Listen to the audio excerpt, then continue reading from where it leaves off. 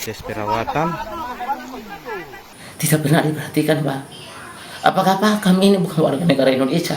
Pilu, ibu hamil ditandu warga hingga naik rakit sejauh 30 km di Seram Barat, gegara akses jalan buruk.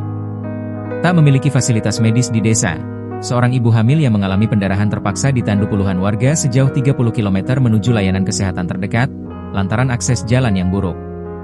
Warga bahu-membahu menandu seorang ibu hamil.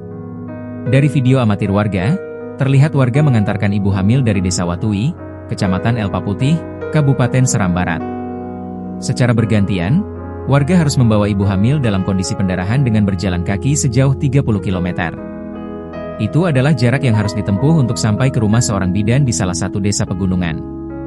Selain jarak yang sangat jauh, warga juga harus melewati jalan rusak hingga menyeberangi sungai. Padahal sudah bertahun-tahun, Pak, kami permohonan ini naik ke pemerintah pusat, daerah, provinsi, daerah, kecamatan, Pak. Tidak pernah diperhatikan, Pak. Apakah kami ini bukan warga negara Indonesia?